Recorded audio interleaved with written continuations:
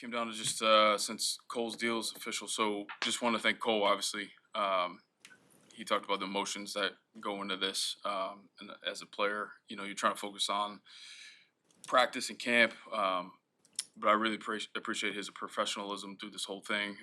His representation, Kyle McCarthy and Brian Murphy.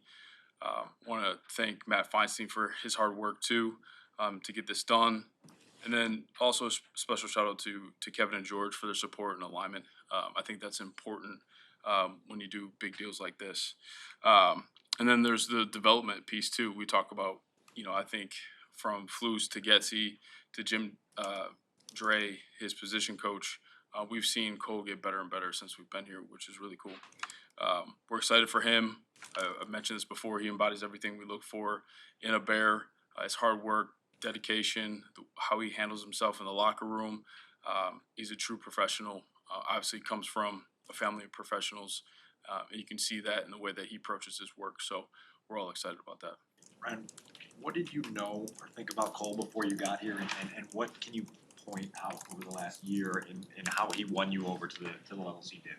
Yeah, I remember watching him in college, when I was in Kansas City, and obviously the size is what stands out first and foremost. And then you see the athlete combination of the size and the athletic ability, and then his toughness. I still remember there's a play on the sideline against Georgia. I think they played Georgia early, and he just like throws a dude on the ground as he's churning to get extra yards. And you can see just how he was wired and how he played the game. And then when we get here, same guy, and he continues just to get better and better the way he approaches practice. And then we saw the production in the season.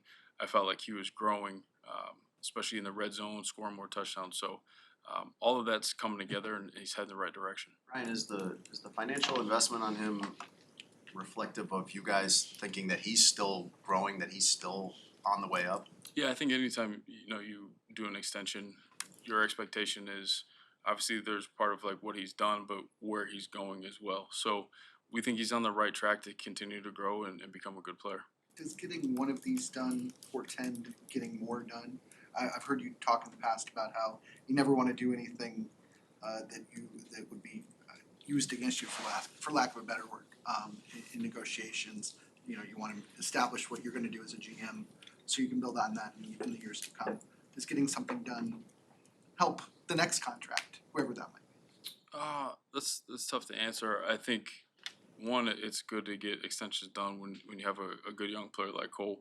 I do think it energizes the locker room, especially this being my first extension. I think it sends a good message. I think everyone knows me and what I stand for and what I believe in terms of taking care of your players, but there's always action that needs to come behind words. And so I do think it helps the locker room see like, all right, if we continue to do what we're doing, there's a chance that I'm going to be in that mix. So I think it's always positive. Did you learn anything in the process of getting your first multi-year deal done or extension done? Did anything surprise you? You learn everything that you do in this league. You're learning from. So you learn about negotiating. You learn about different agents and relationships that you have there. So there's a lot to learn, and you carry those experiences with you, and you hopefully do the next ones better and better as you go. This has been a topic kind of all off season with Kmet specifically. Was there anything that, I guess, what went into the timing to get it done when it did, kind of at the start of camp?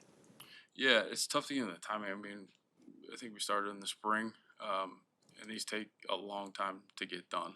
It takes a lot of patience and doing things the right way, and so I can't really speak on the timing piece, but I know we're excited to kick that off with him. He said that it held a special significance that he was able to prove one, staff that drafted him right, and then for you guys that inherited him, prove that he deserved to be here long term. Is there a message in that for maybe other guys who could be in that situation, like the homegrown talent that could get rewarded? Yeah, I think when I did my press conference when I was hired, I talked about taking care of homegrown talent, and that's always going to be a part of the plan. It's not like you walk in and hold things against the other group of guys because you didn't draft them. The cool thing about this league is you as an evaluator, if I was here or not, like you're getting to know those guys through the combine and watching my tape and going on school visits. So you have a pretty good knowledge of the guys. So it's not like you hold something back from them specifically. Does it help spending more time with them, getting to know them as professionals? Absolutely. Ryan, what, Right, relative to Patrick's question about what would be next now, Jalen Johnson's situation has been very prominent in your offseason, and I respect that you don't wanna get into specifics on that. But can you give us some sense of where things stand between you and him right now? Yeah, he's out at camp working hard.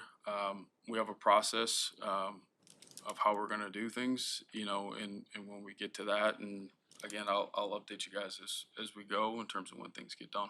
Do you sense that things are moving in the right direction in that situation for you? I'd say like the relationship's good. He's out showing that he can perform at a high level,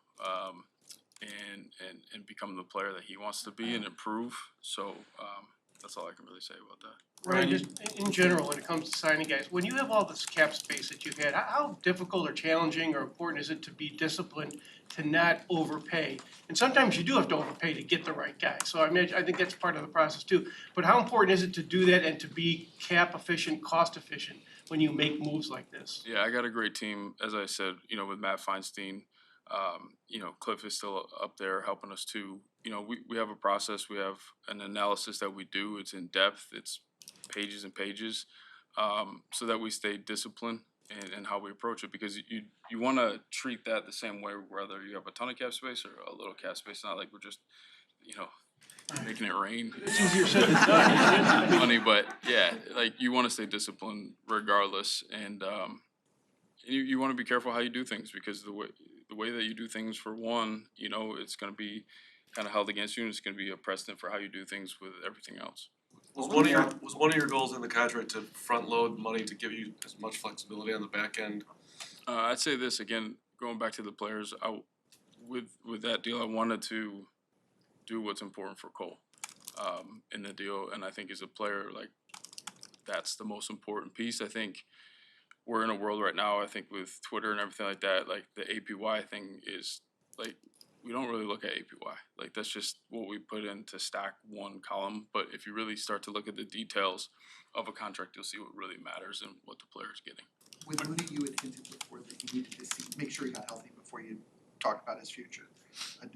Is he healthy now, or do you wanna see it stacked over days or through preseason games? What's kind of the standard you use to Yeah. tell whether he's back to the player you really liked before he got hurt? Yeah, that's a good question. You know, when we kind of kicked off training camp with Flus up here, we talked about like everyone's at a different level of their rehab and getting to who they were prior to the injury. So we have a bunch of metrics we're going to use to make sure everyone's up to speed and exactly who they were, and then we'll take it from there.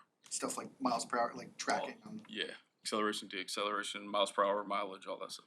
Ryan, how do deals like this and just in general relate to locker room morale, player morale? You know, keeping players happy and being known as an organization Yeah. that keeps players happy, instead of, sometimes you might have to have a hard line on a guy like Jalen Johnson or whatever, and maybe that can cause an issue or whatever. How do you plan on, you know, keeping that balance and addressing that? Yeah, it starts with communication, having communication where you stand, you know, again, the why of what you're doing or what you're not doing.